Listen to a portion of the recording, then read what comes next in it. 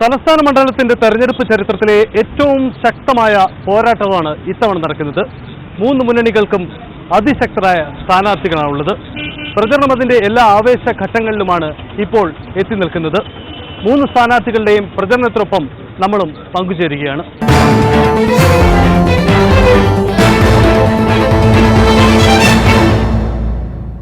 തലസ്ഥാനത്തെ UDF സ്ഥാനാർത്ഥി doctor Sasi തരൂരിനെ ഞങ്ങൾ കണ്ടുമുട്ടിയത് തിരുവനന്തപുരത്തിന്റെ തീരദേശ മേഖലയിൽ വെച്ചാണ്. തീരദേശത്തിന്റെ വോട്ടുറപ്പിക്കാനുള്ള തിരക്കിലാണ് അദ്ദേഹം.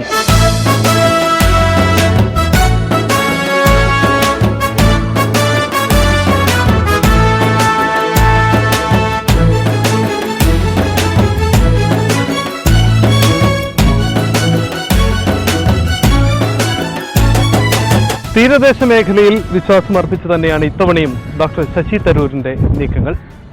കഴിഞ്ഞ തവണത്തെ വിജയത്തിൽ നിർണായക ഘടകമായത് കോവളവും നെയ്യാറ്റിൻകരയും ഉൾപ്പെടെയുള്ള തീരദേശ മേഖലയുടെ സ്വാധീനവും അവരുടെ പിന്തുണയുമായിരുന്നു. ഇത്തവണയും തരൂർ അത് പ്രതീക്ഷിക്കുന്നുണ്ട്. അത് മുന്നിൽ കണ്ടുകൊണ്ടുള്ള നീക്കങ്ങളും തെരഞ്ഞെടുപ്പ് പരിപാടികളും തന്നെയാണ് തീരദേശ മേഖലകളിൽ നടത്തുന്നത്. അടുത്തിടെ വന്ന മത്സ്യത്തൊഴിലാളികളെ അവഹേളിച്ചു എന്ന തരത്തിലുള്ള ചില വിവാദങ്ങളൊന്നും തന്റെ സാധ്യതകളെ ബാധിക്കരുത് എന്നത് മനസ്സിലാക്കിക്കൊണ്ട് തന്നെയാണ് തരൂർ ഇത്തവണ പ്രചരണ രംഗത്തെത്തിയിരിക്കുന്നത്. തീരദേശ മേഖലയിലെ പരമാവധി വോട്ടർമാരെ നേരിട്ട് കാണുക, പള്ളികളിൽ പ്രത്യേക സന്ദർശനം നടത്തുക, ഇതിനൊക്കെ തരൂർ സമയം ചെലവഴിക്കുന്നുണ്ട്. ആ തരത്തിൽ പരമാവധി ആൾക്കാരിലേക്ക് എത്താൻ ശ്രമിക്കുകയും ചെയ്യുന്നുണ്ട്. ഇതിനിടയിൽ അവിടുത്തെ യുവാക്കളും അടക്കമുള്ളവരുമായി നേരിട്ട് സംവദിക്കാനുള്ള ഒരു സാധ്യതയും വിട്ടുകളയാതെ പരമാവധി തന്റെ പിന്തുണ ഉറപ്പാക്കിക്കൊണ്ട് ഇത്തവണത്തെ തെരഞ്ഞെടുപ്പിൽ അതൊരു സാധ്യതയാക്കി മാറ്റാൻ തന്നെയാണ് തരൂർ ശ്രമിക്കുന്നത്. വിശ്വവിജയി ജനനായകനേ ശശി തരൂർ, അനന്തപുരിയിൻ അഭിമാനമേ ശശി തരൂർ, വിശ്വവിജയി ജനനായകനേ ശശി തരൂർ, തുടരുക വിജയപ്രയാണം, പുരോഗതിക്കു പാദതീർത്തിടാം, വരൂ വരൂ. ഈ നാടിന്റെ ഓരോ രാഷ്ട്രീയങ്ങളെ പൂർത്തിയാക്കാൻ സാധിക്കും. ഈ 10 വർഷക്കാലം ഞാൻ നിങ്ങൾക്ക് എന്റെ കഴിവ് താമസിക്കുന്നത്. ദേശീയ അന്താരാഷ്ട്രീയ വേദികളിലും ഞാൻ നിങ്ങളുടെ ശബ്ദത്തിൽ കേൾപ്പിക്കുന്നുണ്ട്. ഇനിയും ഇതുപോലെ 5 വർഷം സേവനം ചെയ്യാൻ ഞാൻ തയ്യാറാണ്. എനിക്ക് വോട്ട് തരൂ. കൈപ്പത്തി അടയാളത്തിൽ ഐക്യ ജനാധിപത്യ മുന്നണിയായ ഞാൻ നിങ്ങളുടെ പേരിൽ വീണ്ടും പാർലമെന്റ് പ്രവർത്തിക്കാൻ തയ്യാറാണ്. നന്ദി, നമസ്കാരം. ശശി തരൂർ, ശശി തരൂർ, നമ്മുടെ അഭിമാനം, വിശ്വം ജയിച്ചു വന്നെത്തിയന്നു നമ്മുടെ സ്വന്തം സോദരനായി, അനന്തപുരിയുടെ നേതാവായി. ആദ്യ റൗണ്ട് പ്രചരണം അതിന്റെ ഒരു അവസാന ഘട്ടത്തിലേക്ക് എത്തുന്നു തോന്നുന്നു. ഏറെക്കുറെ മണ്ഡലമൊക്കെ ഒന്ന് കവർ ചെയ്യാൻ പറ്റിയിട്ടുണ്ട്. എല്ലാവരുടെയും പോയിട്ടുണ്ട്. നാളെ ഞങ്ങളുടെ പര്യടനം ആരംഭിക്കും. അപ്പോൾ വീണ്ടും എല്ലാവരുടെയും വാഹനത്തിൽ പോയി കയറും.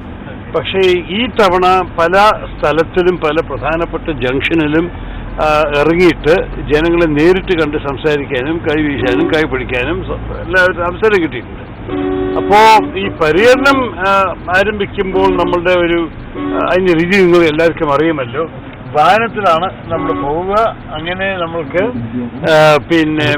അത്ര നേരിട്ടുള്ള ബന്ധവും സംസാരം ചെയ്യാൻ എളുപ്പമല്ല. അതുകൊണ്ടായിരുന്നു ഈ ആദ്യത്തെ റൗണ്ട് വലിയ ആത്മവിശ്വാസത്തോടെയും മനസ്സമാധാനത്തോടെയാണ് ഈ അടുത്ത റൗണ്ടിലേക്ക് പോകുന്നത്. കാരണം ഇവിടെ കണ്ട സ്നേഹവും ആവേശവും നിങ്ങൾ തന്നെ എൻ്റെ ഒപ്പം നടന്നിട്ട് കണ്ടിട്ടുണ്ടാവും. ആരുടെ അടുത്ത് നോക്കിയാലും ഭയങ്കര സ്നേഹമാണ് അവരുടെ മുഖത്തിൽ കാണുക. അവർ ചെറിയ അവർ കൈവീശല്. എനിക്ക് നല്ല ധൈര്യം തോന്നുന്നു. ഈ തവണ നമ്മൾ ജയിക്കുന്നു മാത്രമല്ല, പക്ഷേ നമുക്ക് കൂടുതലായ ഒരു ഭൂരിപക്ഷത്തോട് ജയിക്കാൻ സാധിക്കും. ആദ്യ റൗണ്ട് ആദ്യ വർഷം ശശി തരൂർ എന്ന വ്യക്തിയോട് മത്സരിക്കാനെത്തുമ്പോൾ ഒരുപക്ഷെ ഒരു VIP മുഖമായിരുന്നു സാറിനുണ്ടായിരുന്നു. അത്ര ഒരു ആൾക്കാരെ സംബന്ധിച്ചും ആ ഒരു ഫീലാണ്. പക്ഷേ 10 വർഷം പിന്നിട്ടു. ഇതോടുകൂടി ഒരു മണ്ഡലത്തിൽ ഏറെക്കുറെ ഒരു സുപരിചിതനായെന്ന് തോന്നുന്നു. ആൾക്കാരുടെ ഒരു പ്രതികരണം കാണുമ്പോൾ അങ്ങനെയാണ് തോന്നുന്നത്. നോക്കൂ, കേരളത്തിലെ VIP ഒന്നും അല്ല അവർക്ക് വേണ്ടത്. അവർക്ക് ജനകീയനാണ് വേണ്ടത്. ജനങ്ങൾക്ക് വേണ്ടി നിൽക്കുന്ന, ജനങ്ങൾക്ക് സംസാരിക്കാൻ സാധിക്കുന്ന, ജനങ്ങളുടെ വിഷയങ്ങൾ മുന്നോട്ട് കൊണ്ടുപോകാൻ സാധിക്കുന്ന ഒരു പ്രതിനിധി തിരുവനന്തപുരത്ത് ഉണ്ടായിട്ടുണ്ട്. അതിൻ്റെ ഇടയിൽ കൂടി എനിക്ക് ദേശീയ അന്താരാഷ്ട്രീയ വേദിയിലും ഒരു സ്ഥാനമുണ്ടെന്ന് അത് അവരുടെ മനസ്സിൽ രണ്ടാമത്തെ ഒരു കാര്യമാണ്. ഈ നാടിൻ്റെ വികസനവും ഈ നാടിൻ്റെ ഗുണത്തിനു വേണ്ടി നിൽക്കാൻ സാധിക്കുമോ? ഇതാണ് ചോദ്യം. അതെല്ലാം ചെയ്യാൻ എനിക്ക് സാധിച്ചിട്ടുണ്ട്. 10 വർഷക്കാലമായിട്ട് തിരുവനന്തപുരത്തിൻ്റെ ശബ്ദം ഞാൻ പാർലമെന്റിലും ദേശീയ അന്താരാഷ്ട്രീയ വേദിയിലും കേൾപ്പിച്ചിട്ടുണ്ട്. അത് മാത്രമല്ല മന്ത്രിമാരെയും ഉദ്യോഗസ്ഥന്മാരെയൊക്കെ സ്വാധീനിച്ചിട്ട് പല കാര്യങ്ങൾ ഈ നാടിന്റെ നന്മയ്ക്ക് വേണ്ടി കൊണ്ടുവരാനും സാധിച്ചിട്ടുണ്ട്. ഇപ്പോൾ ഏറ്റവും പുതിയതായി വരുന്ന വാർത്ത രാഹുൽജിയും കൂടെ മത്സരിക്കാൻ എത്തുകയാണ്. അപ്പോൾ വയനാട് ആ തരത്തിൽ ശ്രദ്ധിക്കപ്പെടുമ്പോൾ അത് കേരളത്തിൽ മുഴുവൻ അത് പ്രതിഫലിക്കുമെന്ന് തോന്നുന്നു. അതെ, രാഹുൽജി ഒരു ഡിഫറെന്റ് ലെവലിലാണ്. അദ്ദേഹം ഞങ്ങളുടെ പാർട്ടിയുടെ അധ്യക്ഷനാണ്. അടുത്ത പ്രധാനമന്ത്രി ആവാനുള്ള സാധ്യതയുള്ള ഒരു വ്യക്തിയാണ്. അദ്ദേഹം കേരളത്തിന്റെ ഒരു MP ആയിട്ട് പോകുമ്പോൾ അത് മൊത്തം കേരളത്തിക്ക് ഒരു അഭിമാനമായി കാണുന്നു. അതുകൊണ്ട് അത് വേറൊരു കേസാണ്. അങ്ങനെ ഒരു VIP എല്ലാവർക്കും ആവശ്യമുണ്ട്. കാരണം അദ്ദേഹത്തിന്റെ സാന്നിധ്യത്തിന് വേണ്ടിയിട്ടൊരു മത്സരമുണ്ടായിരുന്നു. മഹാരാഷ്ട്ര, കർണാടക, കേരള എല്ലാം ആവശ്യപ്പെട്ടു, രാഹുൽജി നിങ്ങളുടെ 2ാമത്തെ സീറ്റായാലും ഞങ്ങളുടെ പ്രദേശത്തിൽ വരുമെന്ന്. അദ്ദേഹം തീരുമാനം എടുത്തിട്ട് കേരളത്തിൽ വരാൻ തീരുമാനിച്ചത് എൻ്റെ അഭിപ്രായത്തിൽ നമ്മളെല്ലാവർക്കും ഗുണം ചെയ്യും. കേരള കോൺഗ്രസ് പാർട്ടിയുടെ ഒരു ആവേശം ഇതിൽ കാണാൻ തുടങ്ങിക്കഴിഞ്ഞതാണ്. എനിക്ക് തോന്നുന്നു ഇനി നമ്മൾക്ക് വരാൻ പോകുന്ന 3 ആഴ്ചയിൽ അതിൻ്റെ പല ഗുണങ്ങൾ അദ്ദേഹത്തിൻ്റെ നിയോജകമണ്ഡലം മാത്രമല്ല ബാക്കി എല്ലാ മണ്ഡലങ്ങളിലും നമുക്ക് കാണാൻ സാധിക്കും. ജനനായകനായി തരൂര് വന്നു അനന്തപുരിയിലാഘോഷം.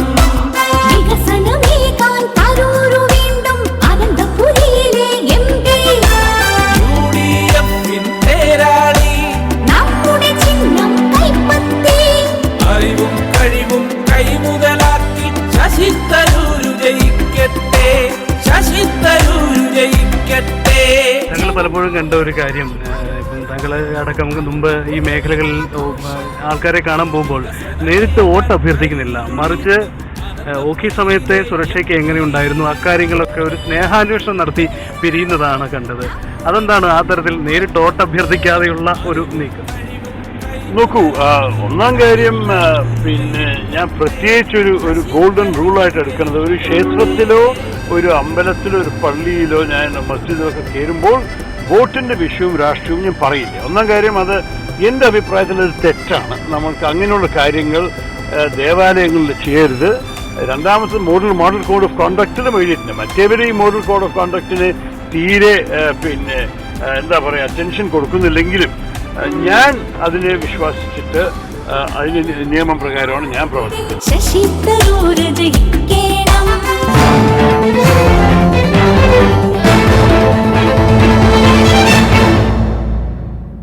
ഇടതു സ്ഥാനാർത്ഥി സി ദിവാകരൻ പാറശാല നിയോജക മണ്ഡലത്തിലെ പര്യടന പരിപാടികളുടെ തിരക്കിലാണ്. മണ്ഡലത്തിന്റെ മുക്കിലും മൂലയിലും കടന്നു ചെന്നുകൊണ്ടുള്ള പ്രചരണ പരിപാടികൾക്കാണ് അദ്ദേഹം തുടക്കമിട്ടത്.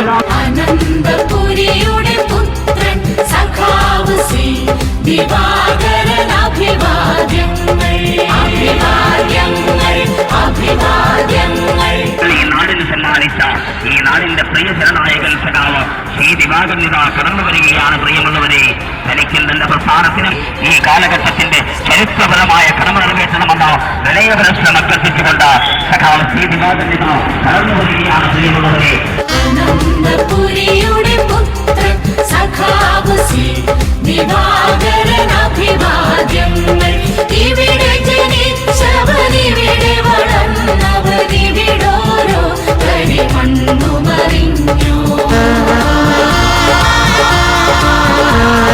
തിരുവനന്തപുരം ജില്ലയുടെ മലയോര മേഖലകളിലൂടെ കടന്നാണ് സി ദിവാകരന്റെ പര്യടന പരിപാടികൾ പുരോഗമിക്കുന്നത്. അദ്ദേഹം തന്നെ ഇപ്പം നമ്മോടൊപ്പം ചേരുന്നു.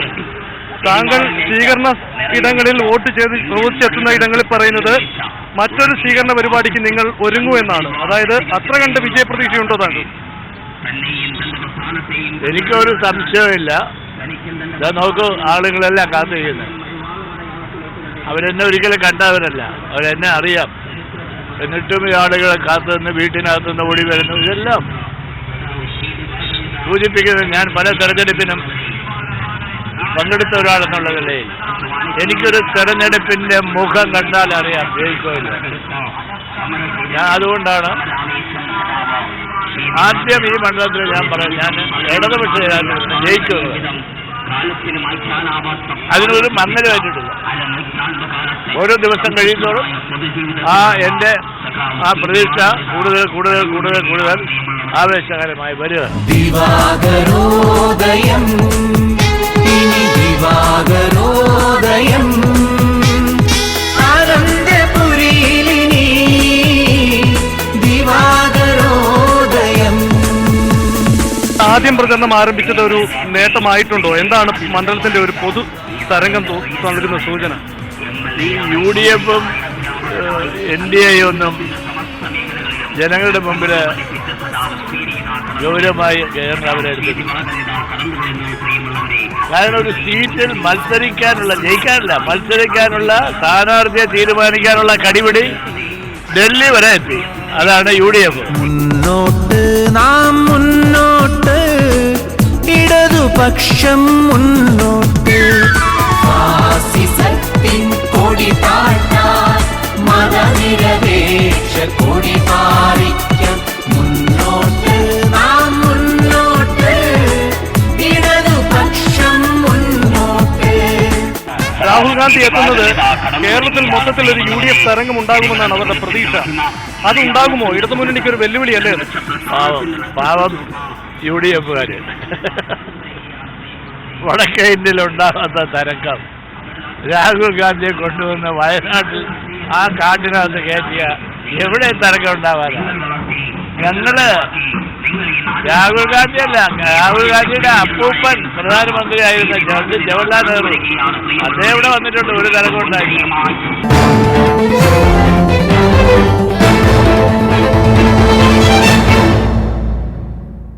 ദിവാകരൻ വീണ്ടും മറ്റൊരു സ്വീകരണ പോയിന്റിലേക്ക് എത്തിയിരിക്കുകയാണ്. ഇവിടെയും നിരവധി പ്രവർത്തകരാണ് അദ്ദേഹത്തെ കാത്തിരിക്കുന്നത്. വിശപ്പകറ്റാൻ, പട്ടിണി മാറ്റാൻ, പാവങ്ങളുടെ നോവുകളറിയാൻ പൊരുതിക്കയറിയ സൂര്യജ്വാല സഖാവ് ദിവാകരൻ.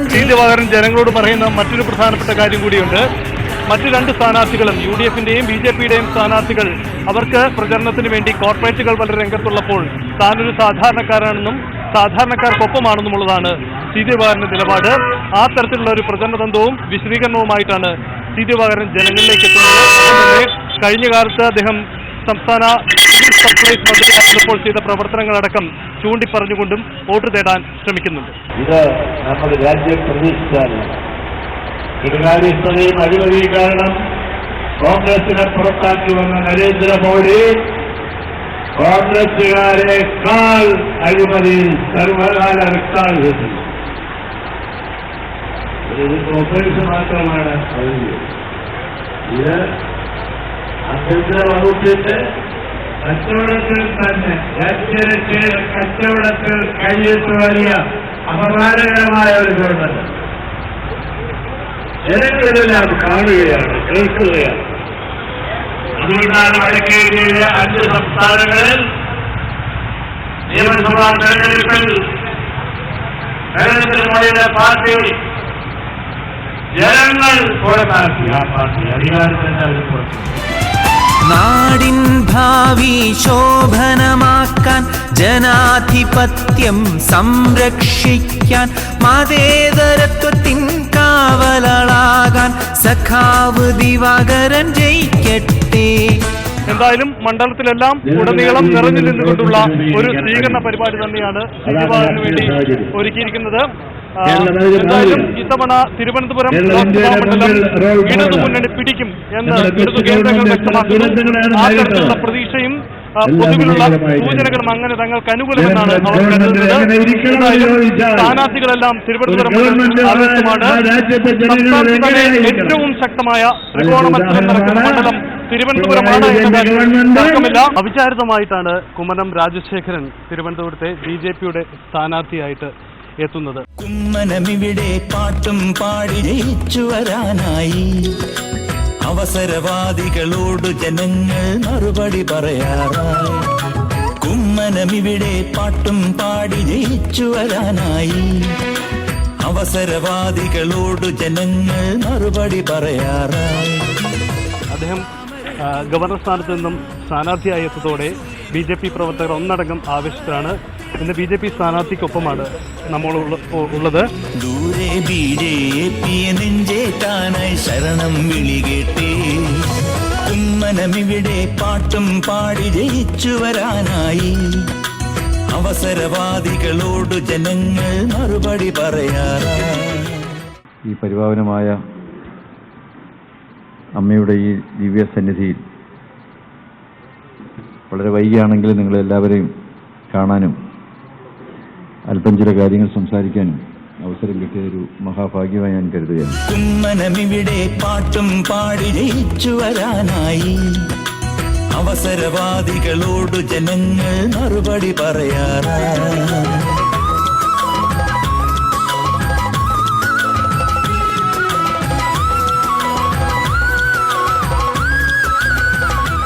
ഈ ചൂടൊരു പ്രചരണത്തിന് പ്രതിസന്ധിയാവുന്നുണ്ടോ?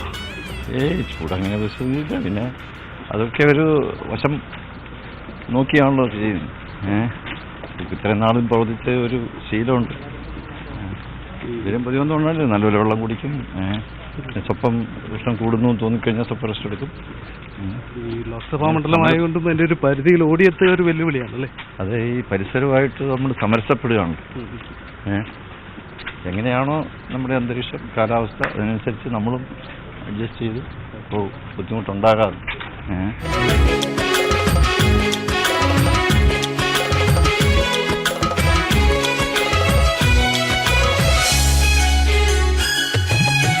ആദ്യ റൗണ്ട് പ്രചരണ അവസാന ഘട്ടത്തിലേക്ക് എത്താൻ ആയെന്ന് തോന്നുന്നു. എങ്ങനെയുണ്ട് ഇപ്പോഴത്തെ ഒരു ട്രെൻഡ്? മൊത്തം ഓടിയെത്താൻ കഴിയുന്നുണ്ടോ? ഈ 13 ലക്ഷത്തോളം വോട്ടർമാരെ ആര് വിചാരിച്ചാലും ആർക്കും സാധ്യമല്ല. നേരിൽ വോട്ട് അഭ്യർത്ഥിക്കുക അസാധ്യമാണ്.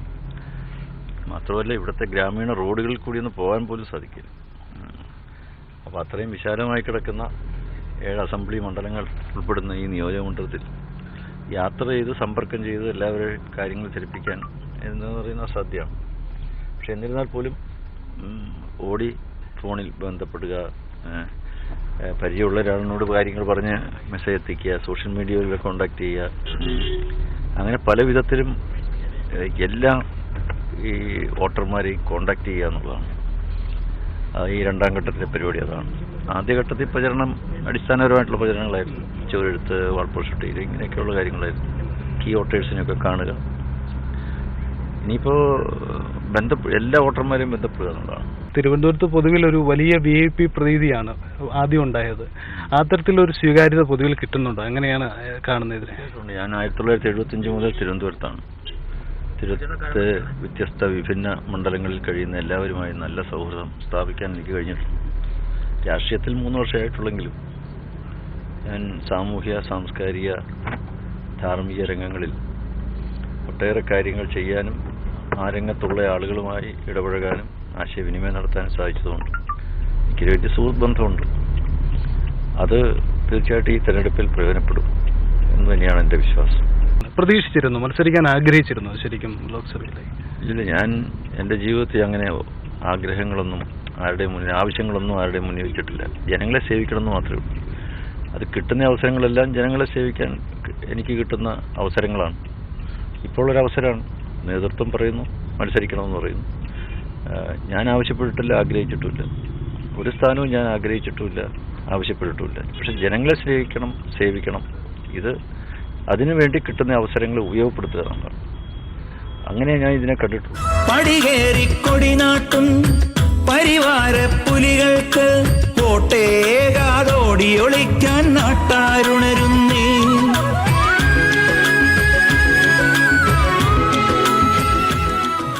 മിസോറാമിൽ ഗവർണറായിരുന്ന സമയത്ത് അന്ന് കേരളത്തിൽ നടക്കുന്ന ചർച്ചകളൊക്കെ ശ്രദ്ധയിൽപ്പെടാറുണ്ടോ? അല്ലെങ്കിൽ അതിൽ ആകാംക്ഷപ്പെടാറുണ്ടോ? കാരണം വലിയ നിർണായക രാഷ്ട്രീയ സാഹചര്യങ്ങളിലൊക്കെയാണ് കേരളം കടന്നുപോയത്. ശബരിമല സമരമുണ്ടായി, അതിനിടയ്ക്ക് അങ്ങ് വീണ്ടും തിരിച്ചു വരണമെന്ന ആവശ്യം ഇവിടെ ഉണ്ടാകുന്നു. അതൊക്കെ ശ്രദ്ധിക്കാറുണ്ടായിരുന്നു?